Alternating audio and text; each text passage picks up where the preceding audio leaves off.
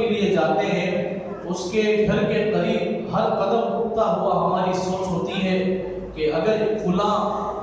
اتنا ہماری خدمت کرے تو یہ چیز ہم لے کر جا سکتے ہیں۔ جتنی باتیں ہمارے دل میں خیر کے لیے اور مدد کے لیے اٹھتے ہیں اور ہر بات اس دروازے تک پہنچتی ہے، اور دروازہ کھٹکھٹانے کے بعد ہم اپنی التجا کو اس کے سامنے رکھتے ہیں۔ اگر اللہ اسے دل میں ہماری محبت اور غم، ہمارا غم کو سمجھ کر ہماری خدمت کرتا ہے تو اسے دعا دیتے ہوئے واپس لوٹتے ہیں، یا ہمارے ارادے سے کم ہو تو تب بھی ہم اللہ کا شکر ادا کرتے ہوئے آتے ہیں، کم از کم یہ تو ملا۔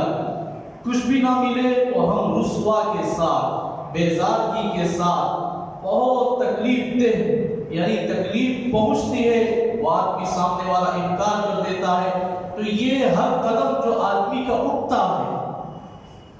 ہمارے لیے خدمت کرے گا، فلاں چیز ہمارے لیے رہبری ہوگی، لیکن رسول اللہ صلی اللہ علیہ وسلم نے فرمایا جس آدمی کے پاس مدد کے لیے جاتا ہے اور ہر قدم پر سوچ کر جاتا ہے، پیارے آقا نے فرمایا وہ قدم اگر اللہ کی طرف ہو، وہ قدم اگر اللہ کی طرف اٹھے تو پہلے قدم پر اللہ اس بندے کے پورے گناہوں کو معاف فرماتے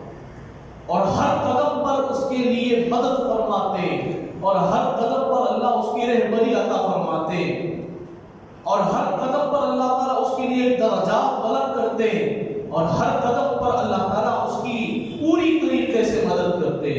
بشرطے کہ آدمی دوسرے کے اوپر امید لیا ہوا جاتا ہے، اس سے بھی زیادہ امید اللہ کی ذات سے ہونی چاہیے۔